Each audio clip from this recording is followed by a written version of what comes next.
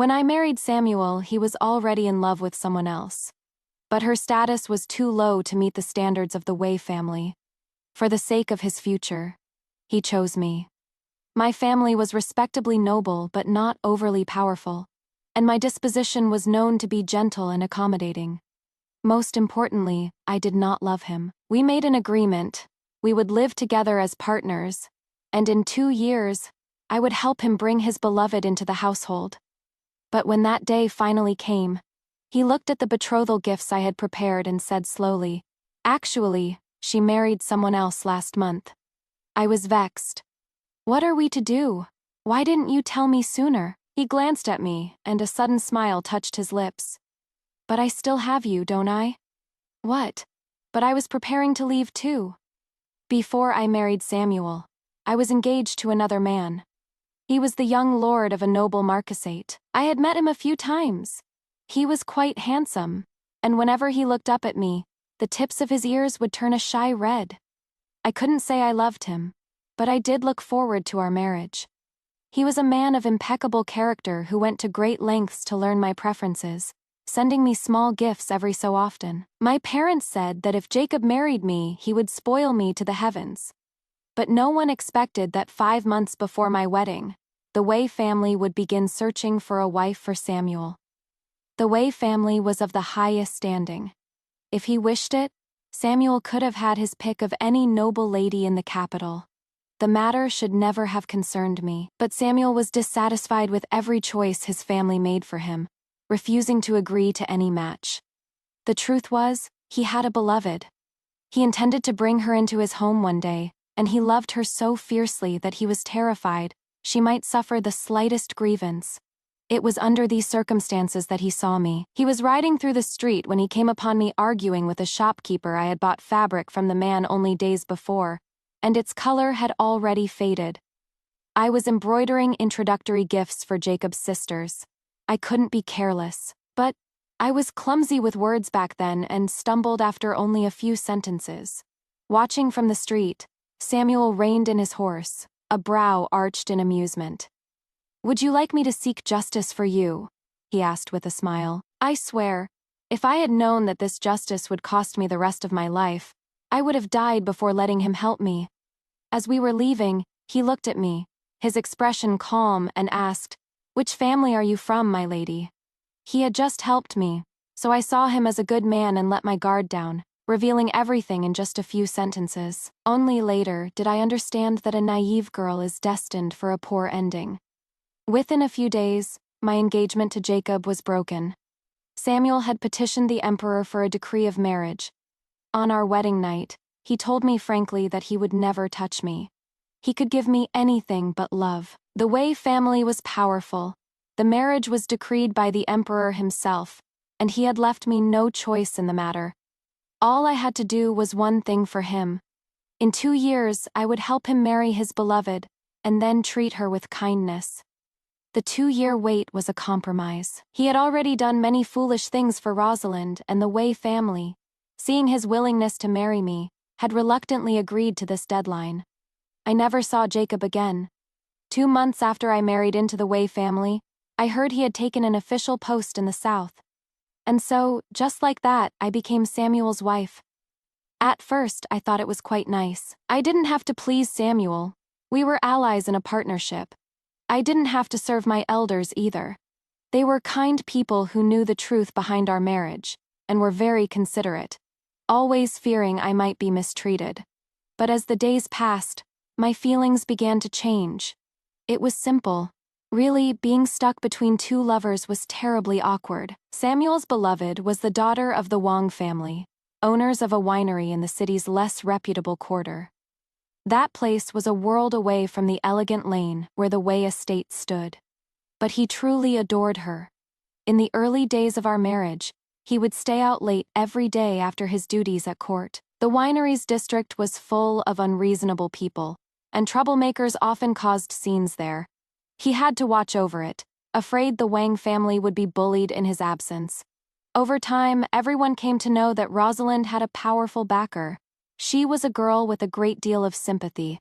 Whenever she saw an injustice, she had to help. A beggar was in rags, and so, The burden always fell on me. Those people would block the gates of the Wei estate day after day, claiming that Miss Wang had made a promise that must be honored. Samuel was busy and rarely at home during that time.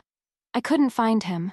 I could only clean up the mess myself. Once the matter was resolved, Rosalind would personally deliver food she had made, begging Samuel to pass it on to me. She would look at Samuel with tear-filled, misty eyes, appearing terribly wronged. She would say that this was never her intention, that she never wanted to cause him trouble. It was only then that Samuel learned what I had done. He came to my courtyard for the first time, carrying the food box in the moonlight. He looked up at me, and for a moment, he seemed utterly stunned. I did not accept the box. I simply smiled at him. 500 silver pieces. He frowned in surprise. I explained, "I've done your work for you. Surely I deserve payment." He stared, a flicker of indescribable embarrassment in his eyes. The next day, he had 500 silver pieces sent to me. After that, he rarely visited Rosalind in private again.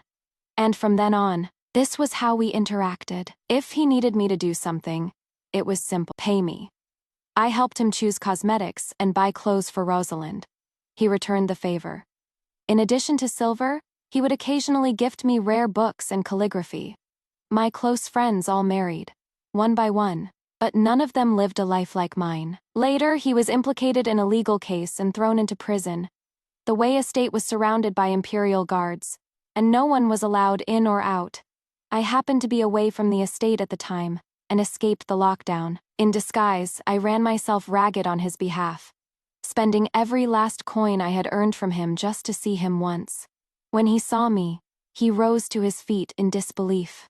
After a long moment, he sighed softly. "Why did you come?" Only later did I find out that the entire affair was a setup. Everyone in the Wei family knew. Rosalind knew. I was the only one kept in the dark. It was then that the idea of leaving began to form in my mind. But I hadn't figured out how to divorce Samuel or what I would do afterward, so I waited. Perhaps out of guilt, for the next 6 months, Samuel never mentioned Rosalind in my presence again. Once we were returning home from outside, well into the evening. Our courtyards were in different directions. As we reached the fork in the path, he held his lantern and asked obscurely, "It snowed yesterday. Is the snow deep in the begonia courtyard?" It was a meaningless question. The servants had cleared all the snow early that morning. There wasn't a trace of it left. A long wind swept through the courtyard, and the blossoms on the trees fell like rain. I counted on my fingers. Samuel was finally going to get his wish. I had the servants prepare the betrothal gifts. Not many, but all of them were precious. I took them from Samuel's private treasury. He had given me the key right after he was released from prison. He said I was his wife. It was my duty to watch over these things for him. At first, whenever I needed to take something from his treasury for social obligations, I would send someone to inform him. But after a few times, he grew displeased. He clicked his tongue, turning his head slightly, his eyes glinting. "Take whatever you want. You can empty the whole place for all I care." Now it was to marry his beloved. I had even fewer reservations. I had all the items moved to Samuel's courtyard. I stood outside and waited for him. I didn't have to wait long. Upon seeing me, he paused, a slight smile on his lips. After a moment, he chuckled. "It is rare to see you seek me out." I nodded. "I've prepared a surprise for you." Now he seemed reluctant to go inside. He watched me, his brow furrowed, his breathing shallow and careful. "You prepared it yourself?" I nodded, a little proud. "I did." It took a great deal of effort. His eyes gradually darkened as he stared at me, unmoving. It was afternoon, and bright rays of light filtered through my hair, landing on his eyelashes and shimmering like gold. His throat moved, and for a moment, a look of pure delight crossed his face. He let out a soft laugh. I assumed he had guessed my surprise. I nodded knowingly and walked into the courtyard. He followed behind me, as the courtyard filled with red silk came into view. I turned back excitedly, ready to praise myself, only to see that Samuel had stopped some distance away. His gaze was fixed on me, his expression cold. I was unsettled by his look. I simply said, "I figured the 2-year period is almost up, and Miss Rosalind has waited for you for so long. So I quickly prepared some betrothal gifts. If you take these to her, she will surely be delighted." Having said my piece, I felt my task was complete. Take a look. If everything is in order, I'll arrange for someone to go to the Wang family tomorrow to propose. To be honest, it wasn't that I had the heart of a saint, desperate to unite them. Ever since I decided to leave, I had been thinking about how to divorce Samuel. I knew in my heart that he would be unwilling. He had worked so hard to find someone as pliable as me, deliberately destroying my engagement to Jacob. Also, I would one day treat his beloved with kindness. If I left, all his efforts would be for naught. Worse, he would have to find a suitable replacement for me in a very short time. So, for the past 6 months, I had been deliberately trying to win over his mother, Lady Waito. Please her. I served her diligently every day, never slacking even in the coldest weather. To ease her headaches, I went to great lengths to find physicians and learn massage techniques. She had always been good to me, though with a certain distance. But over time, people's hearts soften. Gradually, she began to care for me, taking an interest in my well-being. She even offered advice, hoping Samuel and I could live happily together. Whenever she said such things, I remained silent. It was only a few days ago that I confessed everything to her, tearfully recounting my difficult years and begging her to speak to the emperor on my behalf. It was an imperially decreed marriage, after all. A divorce required his approval. Lady Wei was the emperor's aunt. Her words carried weight with him. If she was willing, the matter was half settled. If she refused, I had a backup plan. I would have a falling out with Samuel and become a shrew. For Rosalind's sake, he would certainly not tolerate me. Lady Wei stood before a screen, silent for a long time, and finally sighed. "Fine. I knew our family couldn't keep a good daughter-in-law like you. My son's heart is clouded by foolishness, letting a wonderful girl like you go while pining for." She trailed off, rubbing her forehead in frustration. "Let's do this. We'll wait until he brings that girl from the Wang family into the house. It will prevent any more chaos and trouble. I have a feeling that he, towards you." She stopped there. I didn't understand her last sentence, but I understood the first part clearly. If I left, Samuel would likely cause an uproar trying to find another suitable wife before he would feel safe bringing Rosalind into the family. I nodded and agreed. That was why I had rushed to arrange this. But now, with the betrothal gifts all prepared, Samuel and his beloved were on the verge of being together day and night. And yet, for some reason, he showed no sign of joy. In fact, the way he looked at me had become incredibly strange. He glanced at me sideways, his tone flat and filled with an inexplicable irritation. "Propose? You've certainly gone to a lot of trouble," I replied smoothly. "It is no trouble at all. I've always enjoyed seeing true lovers find their happy ending." He stared at me for a long time before sighing. "Actually, she married someone else last month." His face was grim, but his voice was light, almost dismissive. I couldn't detect a hint of regret in it. My heart skipped a beat. The news was so shocking, I nearly lost my composure. I felt I must have missed something. Given Samuel's temperament, if he wanted something, he got it. Just like with me, he had seen a moment of weakness in me, and then schemed to marry me. He didn't even love me.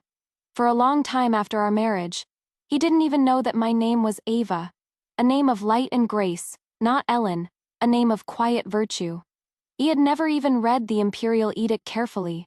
My parents never believed a girl had to be demure and domestic. They wanted me to live beautifully and freely. I was like that as a child. It was only after my engagement to Jacob, who treated me with such devotion, that I wanted to become better for his sake. So I slowly learned to manage a household and be gentle and considerate. In the end, when Samuel came inquiring about the third daughter of the Lin family, these were the very qualities that satisfied him. So now, I truly couldn't understand. Samuel loved Rosalind so much, treating her like a precious treasure. How could he possibly watch her marry another man? Of course, That was a secondary concern with this new development. I didn't know if my plans for divorce would be affected. The thought annoyed me. I looked up at him and pointed to the dowry in the courtyard. What about all this? Why didn't you tell me sooner? And if she is married, aren't you the least bit concerned? To fight, to seize, to take. Weren't those the things he was best at? He didn't answer immediately. Instead, he reached out and brushed a fallen leaf from my shoulder. Then, in a casual but pointed tone, he said, "But I still have you, don't I? Since she is married, let her be." I was speechless. The way he said it made it sound as if we were deeply in love. But the truth was, there were no feelings between us. If we were to be precise, he owed me everything. 5 months ago, we were attacked by assassins in the countryside. I was about to hide ever since the prison incident. I had resolved never to care about his life or death again. Of course, I had no martial skills and couldn't have helped him anyway. But strangely, the assassins seemed to have poor aim, as every strike was aimed at me. I couldn't dodge in time and was cut. That night, he held me, his eyes nearly red with fury, and rushed me to a physician like a madman. Afterward, he stayed by my side for half a month, never leaving, watching over everything I ate, terrified something else would happen to me. When I woke up, my first thought was that the Wei family had too many enemies. Samuel was truly a hated man. My second thought was of all the things that had happened over the years, countless things. As I thought about it, a wave of sadness washed over me, so strong I nearly cried. It had been like this for years. The sight of a pavilion on a lake, a flowered wall in a western chamber, the moon in the sky, they all made me want to weep. I held back my tears and looked at Samuel, the word, divorce, on the tip of my tongue. But I remembered Lady Wei's advice and swallowed it back down. Finally, pretending I hadn't heard him, I tried again. Have you perhaps taken a liking to another lady? If so, just tell me. Other than falling for someone new, I couldn't think of any other explanation for his behavior. Hearing this, Samuel gave me a strange look.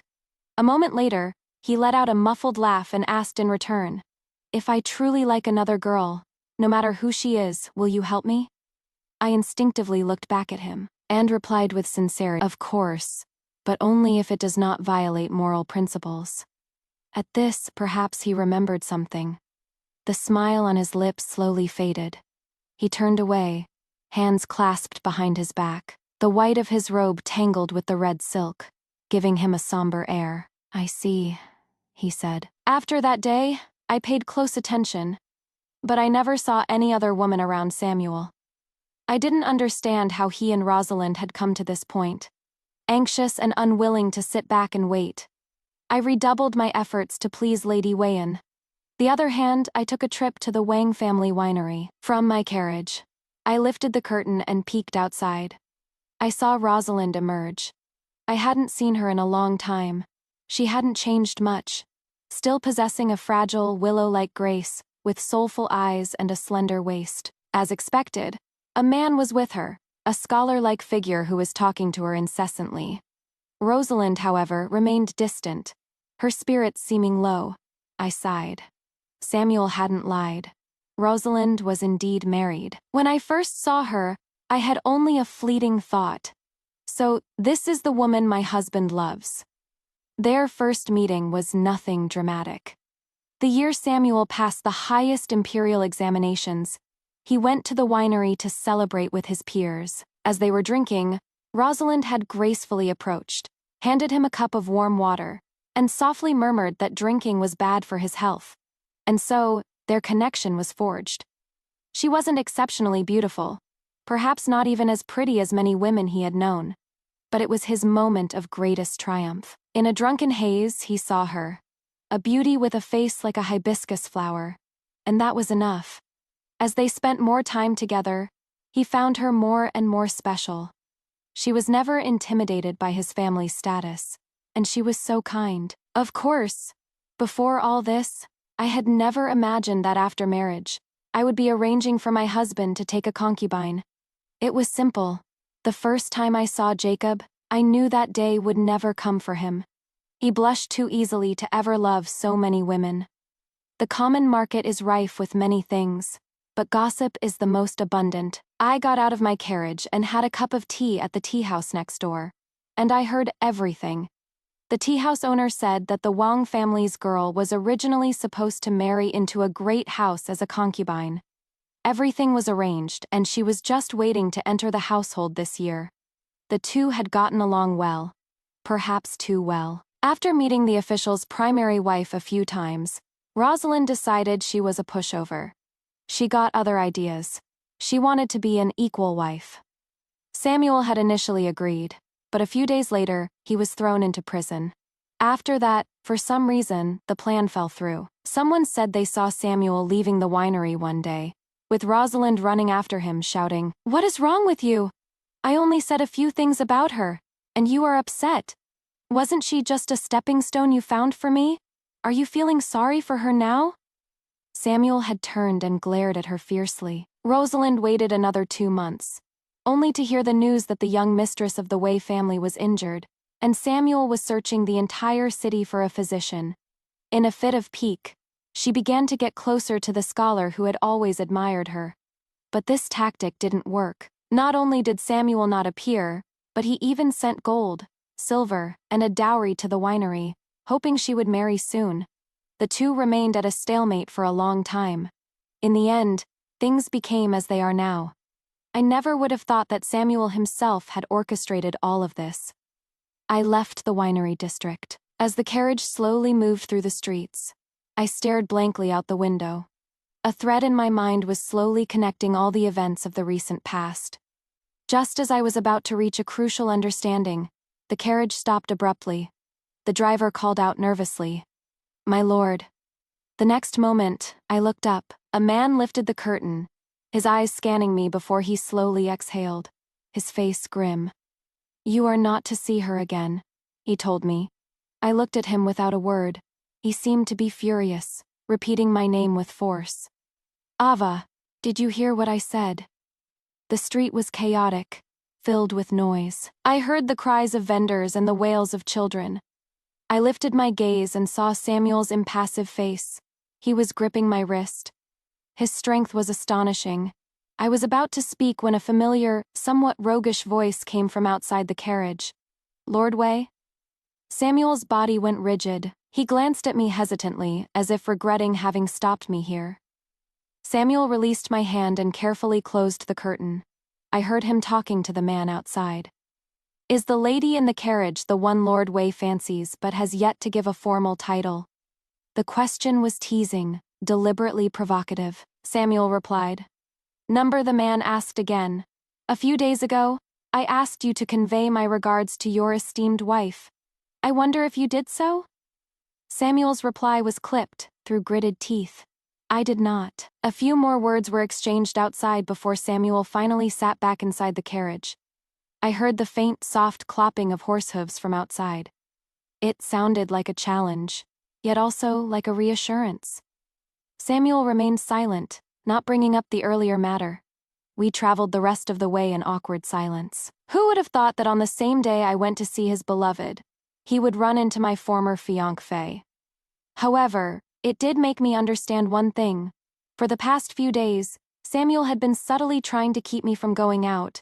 Whenever I mentioned leaving the house, he would become uneasy and instinctively find excuses to make me stay. It was because Jacob had returned. When we reached the Wei estate, I ignored Samuel and walked straight inside. As he watched me go, his voice suddenly cut through the air. "I told you not to see Rosalind for your own good." I nodded. I know, I wasn't a fool. I had already figured it out. The assassins I thought were after Samuel that day were actually after me, and the one who had hired them was Rosalind. I heard that hiring assassins was incredibly expensive. She couldn't have afforded such a price. The money must have been what Samuel had given her in the past to win her favor, but she had made the wrong move and completely shattered Samuel's image of his darling maiden. That evening, I went to see Lady Weyes. Soon as I entered, before I could state my purpose, she beckoned to me. "Come here." I paused, then walked over. She took my hand, gripping it tightly, and handed me a stack of papers. "Take these." I looked down. They were banknotes and land deeds. My hands trembled as I began to understand. She spoke. For the past 2 years, I have seen everything you've done.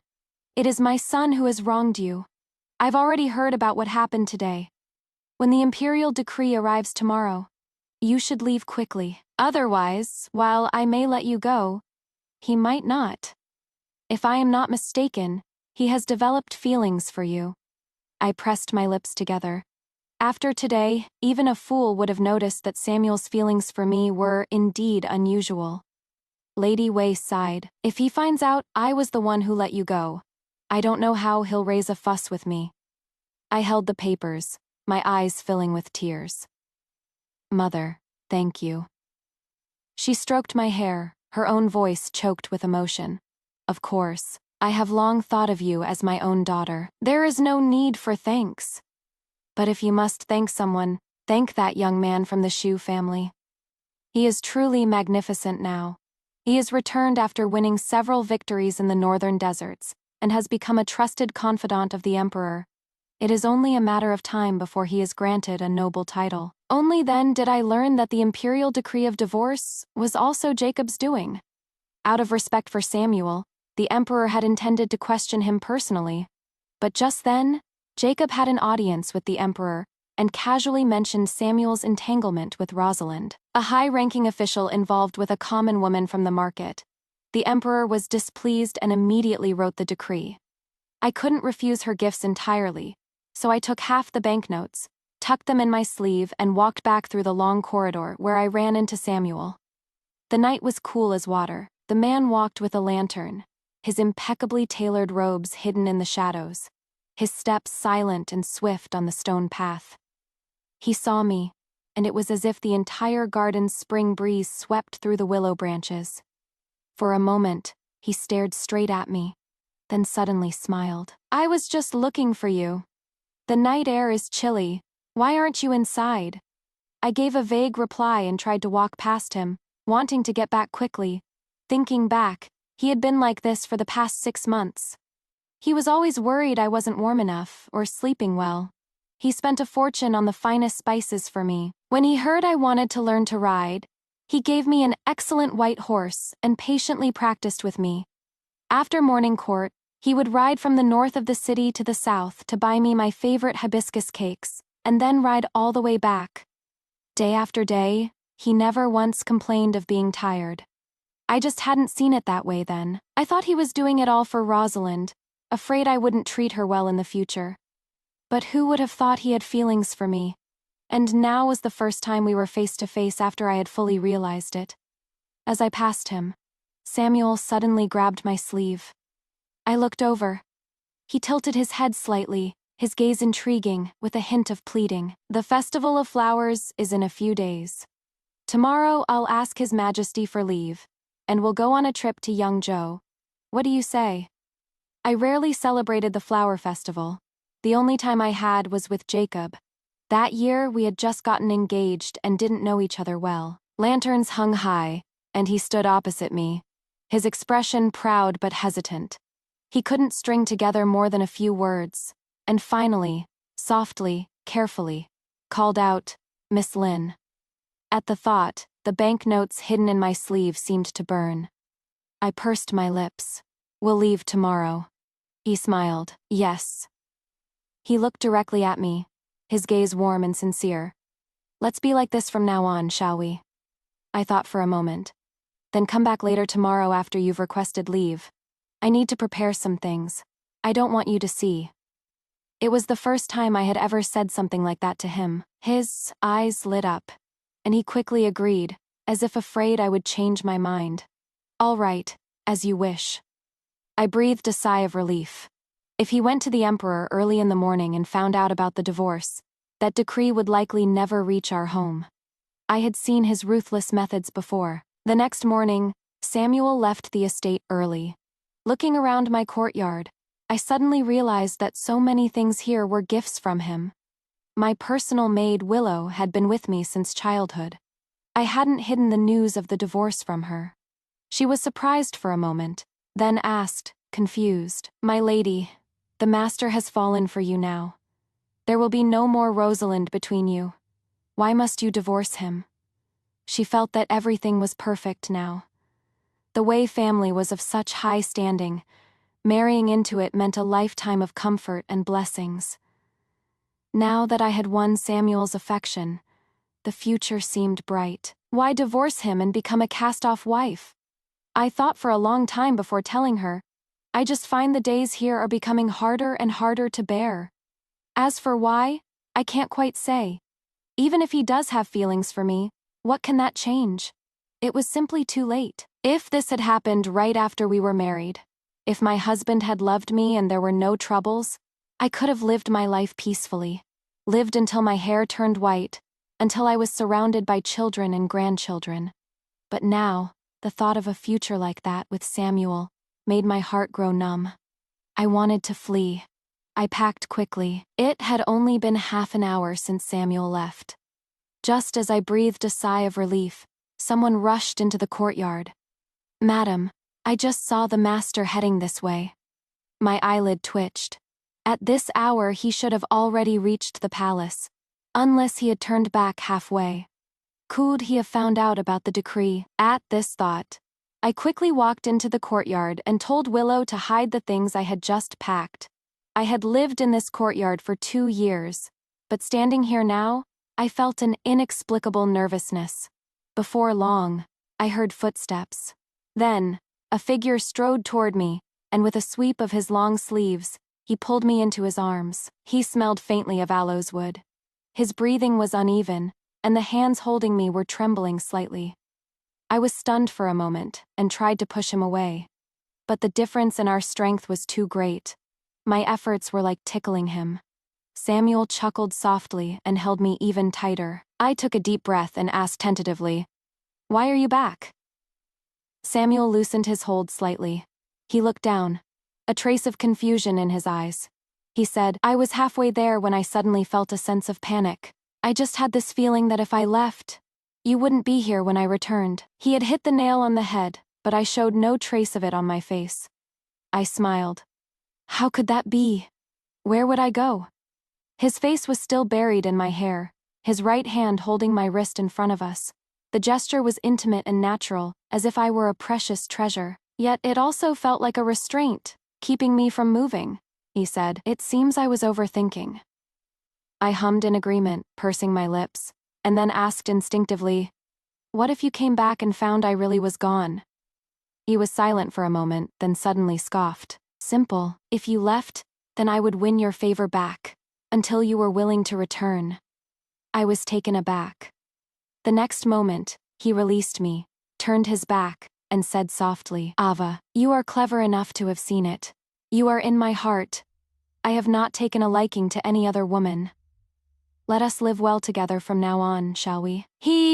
Jacob, he has returned. That man is cunning and deceitful. Do not trust him." Without waiting for my reply, he strode away. He was going to be late for morning court today. Not long after, the imperial decree arrived. The eunuch who delivered it was the same one who had come to my family's home to announce the marriage. He looked around, and not seeing Samuel, he frowned and asked, "Morning court was dismissed when I left the palace. Has Lord Wei not returned yet?" I replied, "No, he must have been delayed by some business." The entire Wei family knelt beside me. The eunuch glanced at Lady Wei and asked no more questions, proceeding to read the contents of the decree. I knelt and accepted it.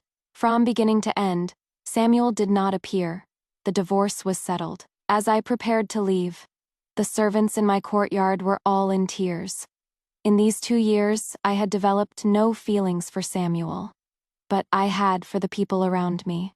Lady Wei said, "Take care," and returned to her courtyard, not seeing me again.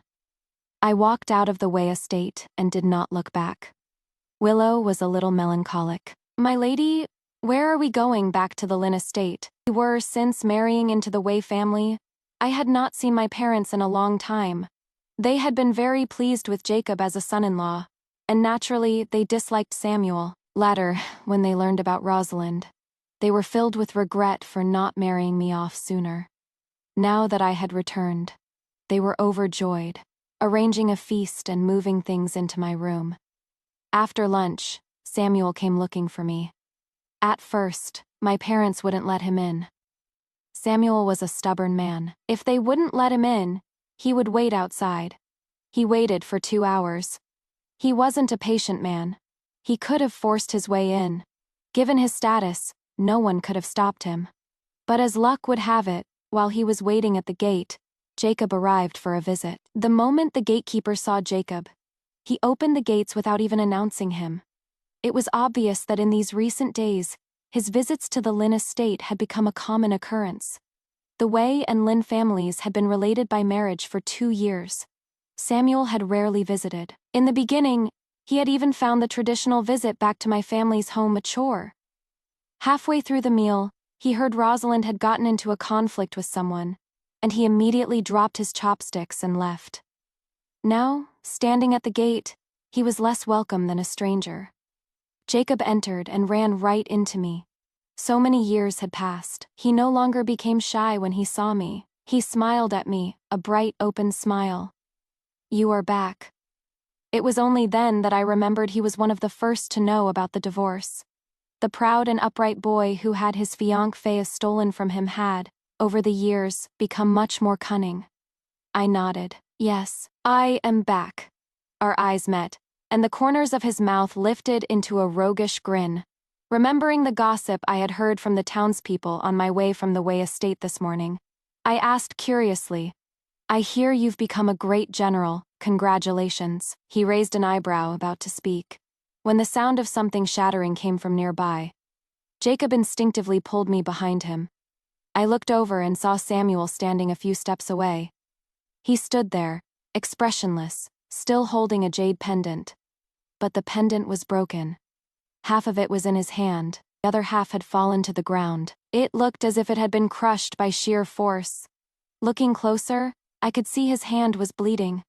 The gatekeeper and servants who had run over after him were all stunned, staring at the scene with wide eyes. Everyone in the capital knew. Samuel was a man of deep schemes, who would not flinch even if a mountain collapsed before him. It was rare to see him in such a state of shock and fury. A cool wind blew. Jacob clicked his tongue. "Since when did Lord Wei learn to trespass in private residences?" Samuel frowned instinctively, looking at me. "I didn't intend to force my way in, I cut him off. What are you doing here? You must know about the decree by now. From this day forward, we have no connection to each other." His eyes grew dark, and he lost the desire to explain. After a long moment, he looked at me coldly and said, "Seeing Jacob leave." Samuel glanced at me impassively and let out a cold laugh. "I thought you truly didn't mind my past actions, that you genuinely wanted to be my wife. But that wasn't true. My agreeing to celebrate the flower festival with him was just a delaying tactic. Me years of diligently playing the part of his wife and the Wei family's daughter-in-law were all in preparation for this day of departure." I remained silent, tacitly agreeing with his words. Samuel's jaw tightened. He had never been played like this before. "If you resent me for what happened with Rosalind, then I accept it. But I was young then, and people make mistakes. I married you, yet I treated you coldly. I wish I could slap my former self now. Why can't you let go of your grudge and trust me this once?" I looked at him, surprisingly calm. "But have you forgotten your original reason for marrying me?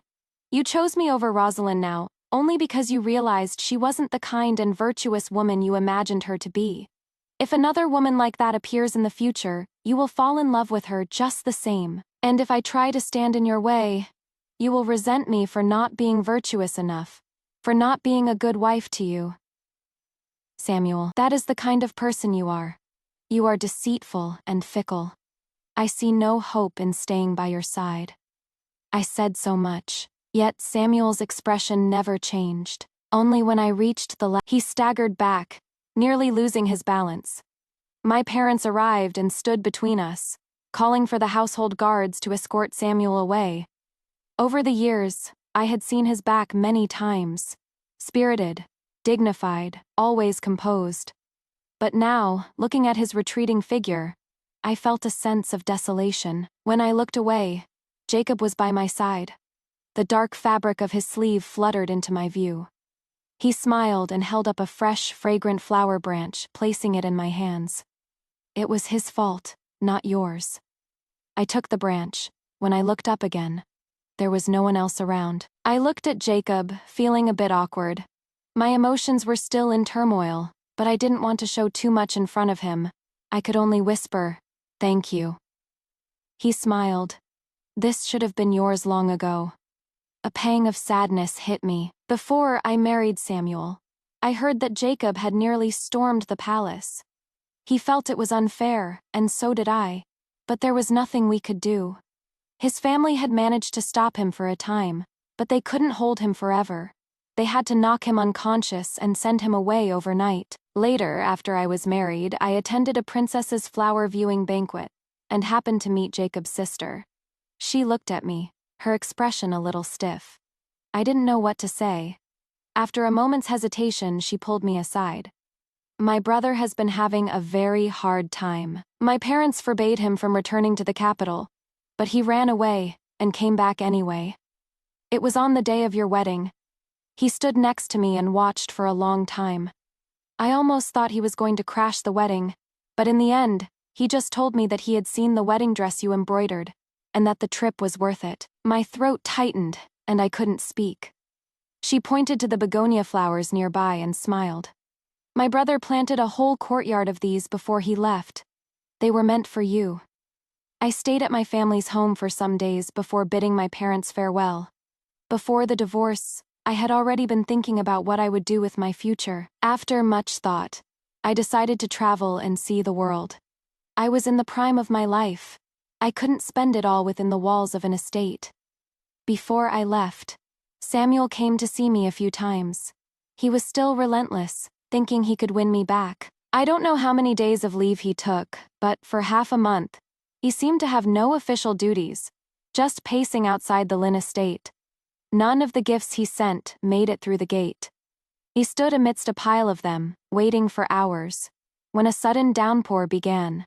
My parents hadn't told me. I didn't know he was outside. I remembered the books I had left to dry in the outer courtyard that morning, and rushed out with an umbrella, only to be seen by him. He stood in the rain, his clothes soaked, and rushed in, calling my name. "Ava." I looked at him and sighed. "I am leaving." He coughed, looking at me with a bewildered expression. "Leaving? Where are you going?" I smiled but didn't answer. I turned and walked away. He tried to follow, but the guards stopped him. He wanted to fight, but he remembered something and held back. Samuel stood there, a dense, sharp pain spreading through his heart. He had never imagined this day would come. He thought that as long as he turned back, I would always be there. In the years that followed, through endless rivers and towering mountains, Samuel would often feel regret, for he would never again see his beloved turn to look back at him. The day I left was bright and sunny. I had told my parents not to let Jacob know, but when I was 10 miles out of the capital, I heard the sound of a horse's neigh. A lone rider galloped toward me. Jacob stopped in front of me. He didn't ask where I was going but handed me a bundle. "Take this." I stared for a long moment. He urged me again. "Quickly, or else I'll go with you." Only then did I take it. He pulled on the reins and raised an eyebrow at me, a rare spirited look on his face that showed no trace of his former restraint. "If I can find you one day, will you marry me?" I smiled softly, thinking of the begonia branch. In the end, I nodded. "All right." Jacob stood behind me, watching me ride away. But I already knew that there was another person, following from a distance. But none of that mattered anymore. I had practiced for 2 years. I was a good rider. I would not lose my grip on the reins. I would not fall. Whatever lay ahead, I would face it.